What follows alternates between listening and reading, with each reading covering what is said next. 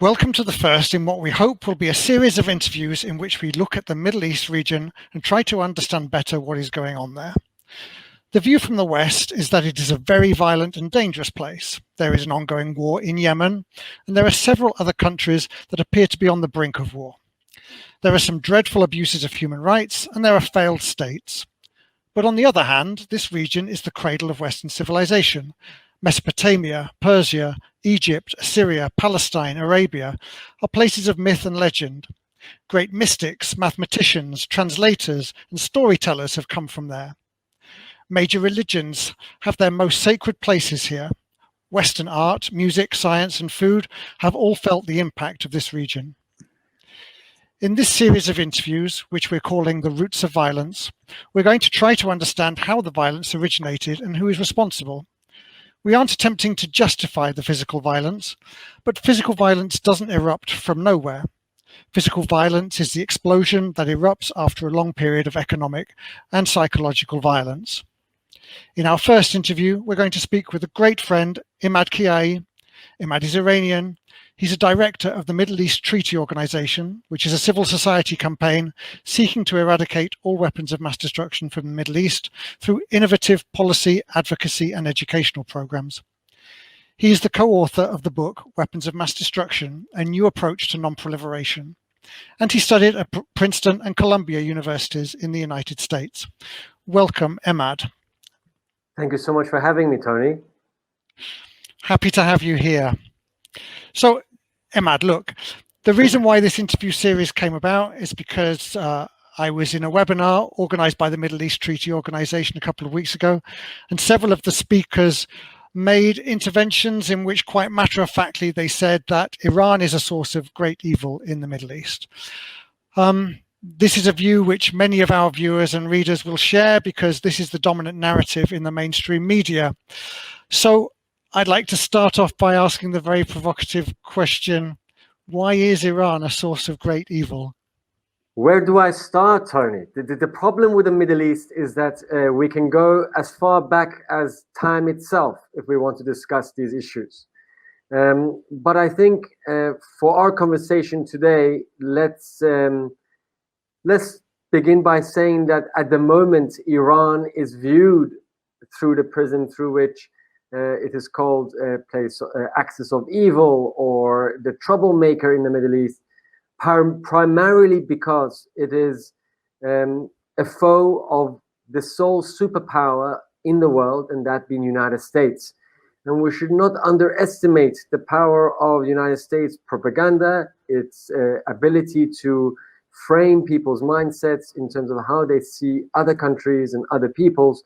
And so in this case, I'm not excusing again Iran's government's long history of human rights abuses and other factors. But here it is important to note that in a troubled region of the Middle East, Iran is by far not unique in its sort of conduct or in terms of its policies. And we have to dig deeper to figure out why is it that Iran has been singled out in these circumstances. So then let's go back 40 years or so, 40, 42, 43 years ago. I remember as a little boy watching on television pictures of the overthrow of the Shah, the Ayatollah Khomeini getting on a plane in Paris and flying into Tehran, and there being a great feeling of euphoria on the streets of Tehran, and at the same time, great problems with the United States. There were hostages in the embassy. What was that all about? How does that fit into the story that we're telling? So here we're going to the root as quickly as we can. Yes, there was a key important moment in the history of Iran, but also broadly in the Middle East when the revolution happened in '79. It was grand in a sense that it ousted one of the key allies of the United States, then the Shah of Iran.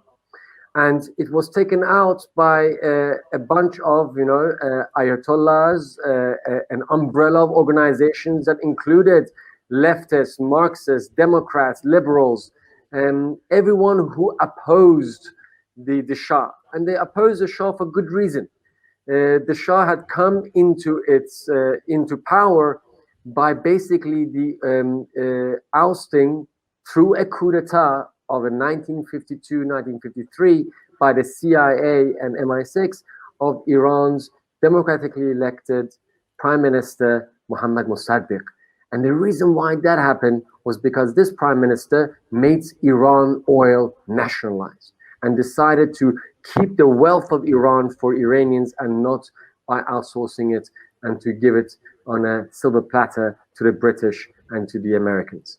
And here, that triggered a series of events. That coup d'etat took away the Prime Minister of Iran, placed the Shah as the only authority in Iranian political spectrum, and then kicked in a series of really oppressive policies by the Shah to root out any opposition to its government. And here, mind you, we're living in a world where the Cold War between the Soviet Union and the United States is at its highest level. So the Red Scare and the fight against communism was also being played out in these proxies and in these other countries, and Iran wasn't immune to it. So if we want to look at then what happened since the Shah came into power and then started to oppress every other political voice, it leads up to the 1979 revolution, where it was not just the Islamist groups that were against the Shah, but again, a whole cohort of a huge amount of organizations and political thought who saw the Shah and its ruthless regime as one that was oppressing any political thought. And here, the reason why the United States is singled out is because the Iranian Secret Service, or the Savak, was trained and was actually tooled by the CIA. So when it wouldn't take too much thought to associate the repressive regime of the Shah with the enablers of this regime, which was the United States. And of course, at that time, the Shah was the major purchaser of American weapons and military service. So we are seeing the same echoes of the same practice being played out in other parts of the Middle East today, where if you are the ally of the United States, it doesn't matter if you're a despot or if you're an authoritarian regime, human rights and all those things go out the window when you are making arms deals with the United States. So here is a division between our principles, our values as a nation or as a group of nations, and ones that are then hijacked by our economic interests or the interest of our key industries. And in this case, for the United States, the military-industrial complex plays an important role on how it then influences U.S. foreign policy towards the Middle East. Going back to 1979, your family was there.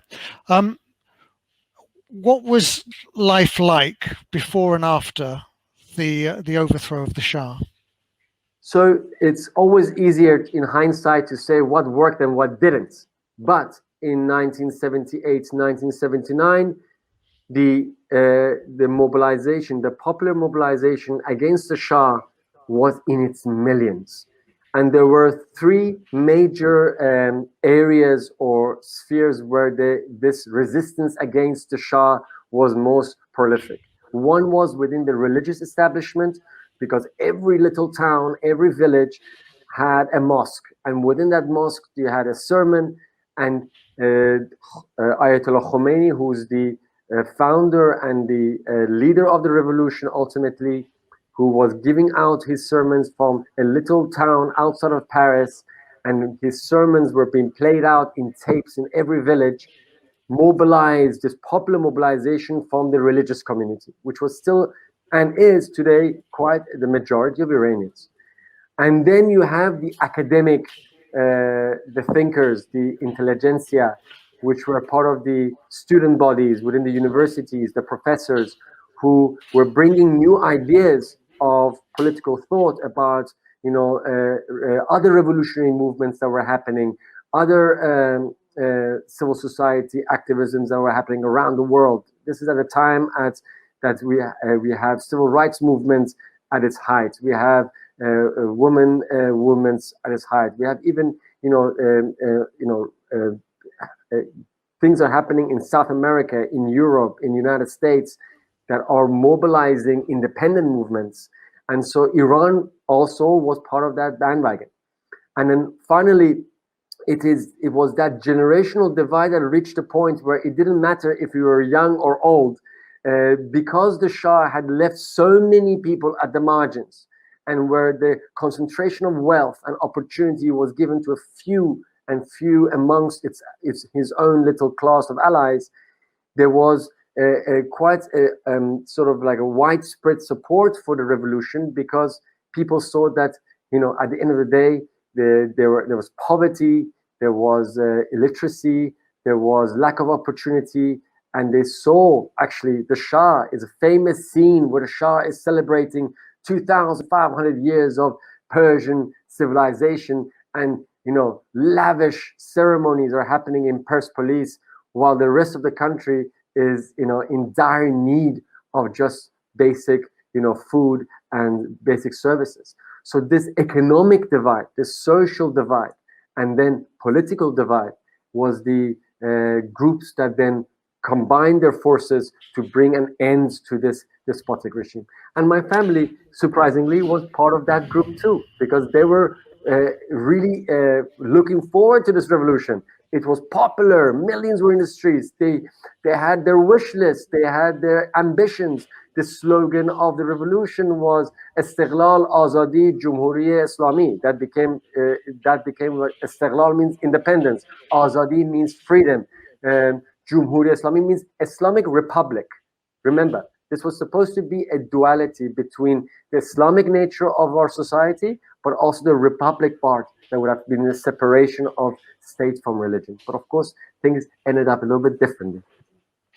Yeah, because today we see, we talk about the Islamic Republic as a theocracy, and we see quite savage pictures in the media sometimes of the treatment of LGBT people. Some aspects of Sharia law are quite barbaric, and that's not to say that barbarism is the monopoly of the Islamic religion. Certainly not.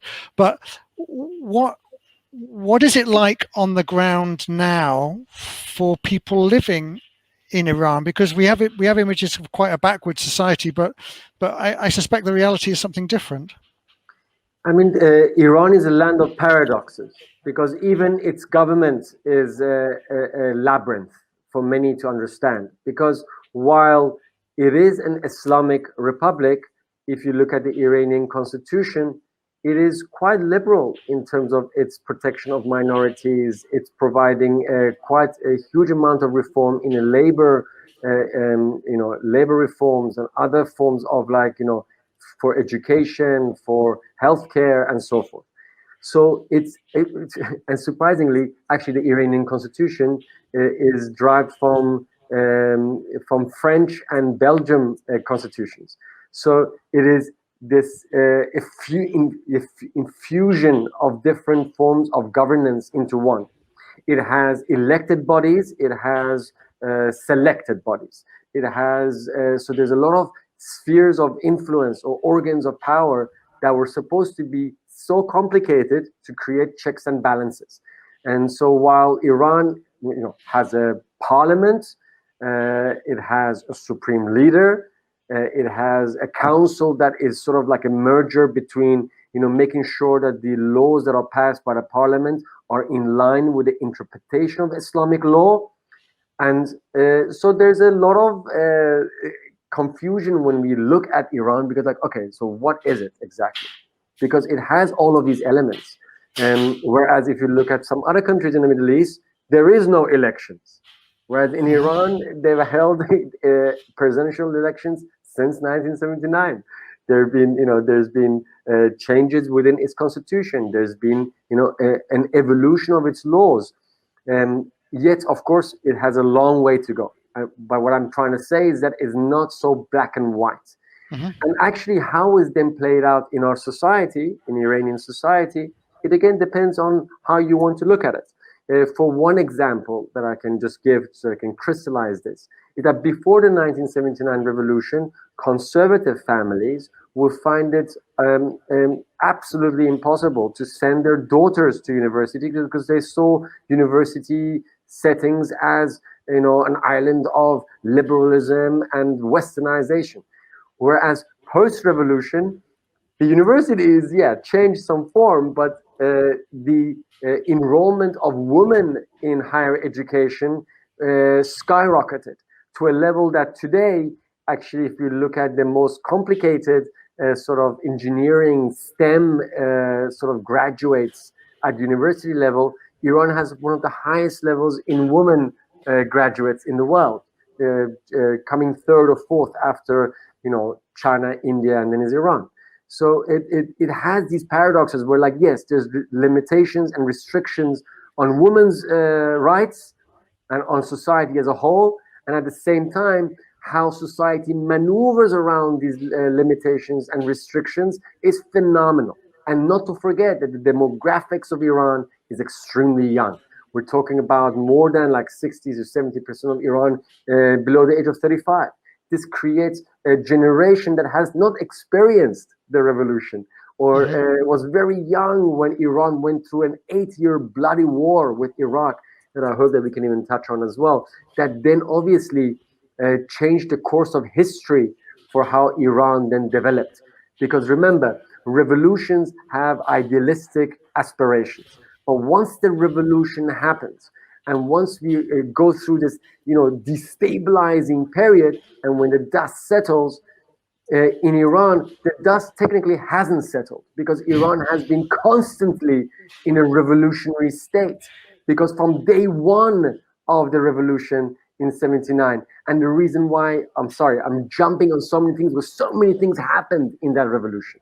And the fact that like the students were the ones who took the US diplomats hostage at the embassy. And actually, originally, at the beginning of this hostage crisis, when the student representatives went to the Imam Khomeini, the founder of the revolution, and said, we have these hostages and we are demanding X, Y, and Z. Initially, when the news got to him, he's like, what are they doing? This is going to be a diplomatic scandal for us. But then the students showed the founder of the revolution these documents that the Americans were shredding away that showcased that the CIA was planning another coup d'etat in Iran in early 1980. So when we are putting these things together, we realize like how these events actually then kicked in a series of other events that led Iran to where it is today. So we've gone through the revolution. There's been this huge upheaval. Yeah. The United States are really pissed off, and then it's not very long before a war with Iraq kicks off, in which I don't know what is the final death toll, but I think it's in the millions somewhere. Tell us about that. So the war on Iran, Saddam Hussein saw an opportunity. Iran had gone through a revolution, and its human resources, I'm talking about whoever had money, had status, had a way to get out, left. And that's why we have Tehrangeles in Los Angeles. That's why we have Iranian expats all around the world who left in that wave of instability that started with the ousting of the Shah, the downfall of the Shah. So you have an Iran that is weak, that is already, there's infighting between these different groups that were they were united for the revolution, but once the revolution happened, they were, pitching for their own influence. The Marxists, the leftists, the Islamists. So there was infighting. the military, heads of the military were either decapitated, imprisoned, or they got out as well and got themselves as quickly as possible outside of the country. You have 50,000 US Marine Corps, engineering corps that maintained this enormous armament that the US was providing Iran, and they disappeared overnight. So you have Iran that has no capability to even use the weapons that they had. And so you have this situation, and the Iraqis saw this as an opportunity to take over parts of the Iran, which is actually has got a minority Arab-speaking population, Khuzestan, which is also oil-rich. And Saddam Hussein didn't make a decision to invade Iran alone.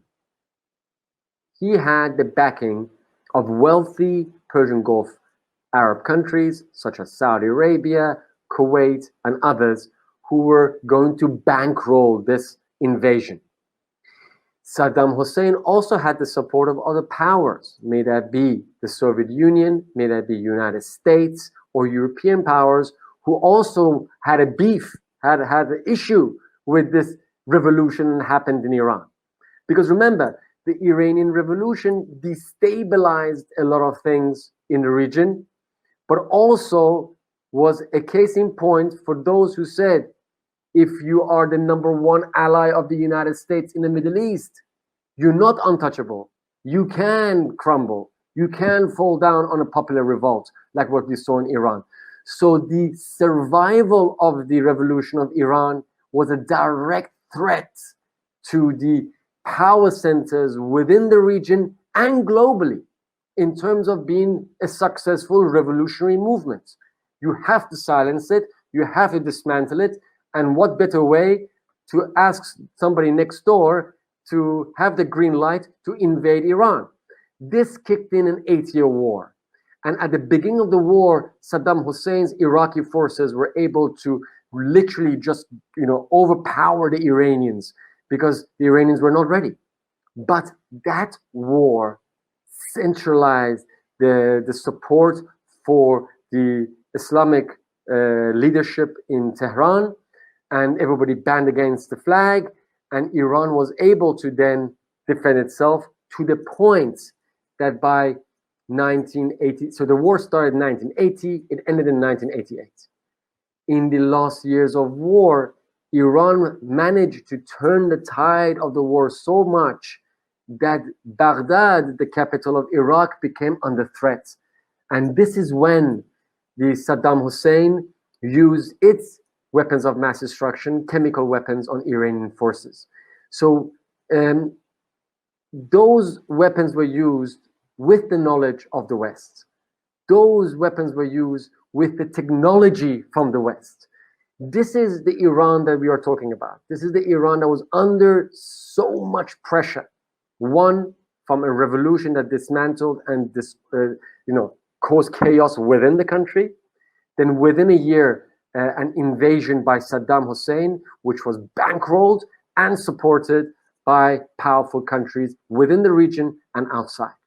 And so imagine Iran coming in 1988 with a ceasefire that was brokered in the UN.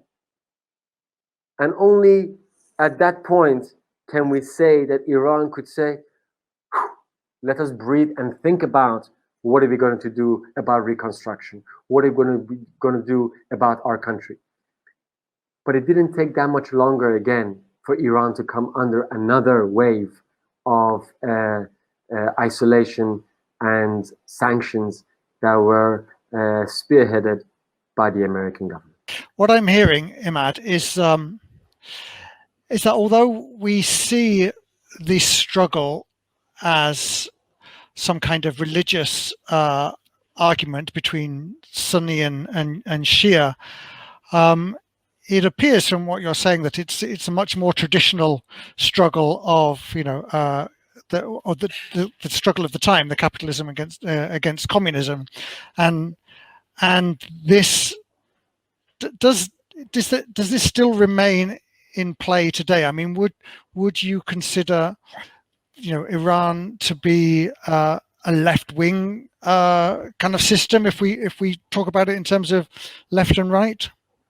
I don't think I can categorize it in that easy sense, because Iran has quite a capitalistic system, but a lot of its governance structures are based on more center-left. Now, does that make it a leftist or right? I don't think we can categorize Iran in those easy boxes. Mm-hmm. However, how we can frame Iran is that Iran is a victim of its size, of its location, of its history, and of its influence in a troubled region that is being played out for millennia between other powers. So Iran is not small enough like Bahrain or Kuwait to be able to be dominated by a regional country or a global power. It's not big enough to be a global power or a huge regional player like Russia or China or India or Brazil. And so it's somewhere in between. It can basically play a little bit of both. But what I want to frame Iran is in a neighborhood that is already troubled. And so how we view Iran, we have to see it from what is happening on a global scheme, where in the 1970s and 80s, and how that first developed was between capitalism of the West versus socialism of Soviet Union. But with the collapse of the Soviet Union in 1990, 1991, we have a new episode where actually Iran becomes even more of a boogeyman in the region, because the Soviet Union had collapsed. The United States had gone into its first Gulf War in 1991 against Saddam Hussein's invasion of Kuwait. And when that destabilization happened, we still have Iran as one of the most, even though it's been so weakened, it still emerges as a powerful regional player, simply again because of its size and because of its location. So here, the United States turns its attention in making Iran the boogeyman of the Middle East, whereas before it was preoccupied with its Soviet Union adversary. And so for the next decade until 9/11, we see that Iran is, while increasing its relationship with the European powers, its relationship with the United States is still very marred. And here, I think I want to boil it down to, there are key relationships where Iran hasn't been able to manage or make amends with. One is Iran's relationship with the United States that we have discussed, that is rooted in the coup d'etat of 1952-3, the Shah's 25 years of rule, and then the hostage crisis and the revolution that made Iran and US become basically the number one enemies of each other in the region. And that then obviously plays out in Iran's relationship with other countries in the Middle East that have close relationship with Washington. So, this is all very, very interesting, because what happens is in the 1990s, the beginning of the 1990s, the boogeyman goes from being Iran to being Iraq. What role did Iran play during that Iraq war? Well, Iran actually, when the first Gulf War occurred in 1991 between United States and Iraq to liberate Kuwait, because Saddam Hussein had invaded Kuwait. And do you know what the irony here is? When Saddam Hussein invaded Kuwait, one of the key reasons why it did so was because it owed Kuwait in the tune of $20 billion for Kuwait bankrolling Saddam Hussein in the war against Iran. That's one. Number two, Saddam Hussein had saw Kuwait as an easy victory. It's oil rich. It saw it as historically being part of its province. And it got permission, or silent permission, a tacit approval from Washington for that invasion. They didn't think the Americans would intervene. This is the irony of how one day you're an ally of the United States and the next day you're the enemy of the United States, even if you're the same person in power. When it comes to Iran, Iran decided to stay neutral actually in that war because it saw Saddam Hussein as an adversary. So it's like, listen, look at Saddam. They invaded us and now they're invading Kuwait. So it actually was supportive of liberation of Kuwait, but stayed out of it.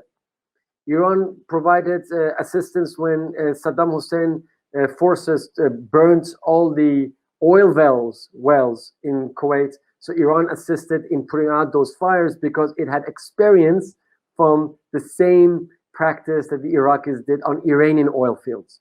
So Iran in that initial Gulf War was actually quite cooperative in bringing about some stabilization to Kuwait, and saw the weakening of Saddam Hussein in its own advantage because they had fought an 8-year war with Saddam Hussein. So Iran saw the 90s as a time to economically regenerate itself, reconstruction. There was a time of liberalization. The government in Iran, the central government of Rafsanjani, was pioneering all the economic developments in that decade. But that decade ultimately leads to the next chapter in how we view Iran in the region and in the world, and that's the event of 9/11, the September 11 attacks on the Twin Towers in New York. That changed, again, a new entry, a new chapter in US involvement in the Middle East. And at the time, I think that, Emad, is a fantastic point to stop this interview, and we'll pick it up. We'll pick it up from there next time. Tony, I gotta say, it's not easy to talk about the Middle East and Iran without, unfortunately, we have to have the historical prism, the political prism, and then the power prism that I'm really excited to delve into, because you know what, Tony? At the end of the day, all of this is about power, influence, and unfortunately, greed, and zero-sum game in thinking that if you are right and I am wrong, is my way or the highway. And that type of mentality is what has led the Middle East to be in the quagmire it is today, and continues to be, until that mindset of a zero-sum game changes. And that requires responsibility from global powers who keep flooding the region with weapons, and it requires a real rebooting of our relationship between the government and its people. Thank you very much. Let's pick this up again next week. Thank you for this really fascinating history lesson, and we look forward to seeing you again in the next episode. Always a pleasure. Thank you, Tony.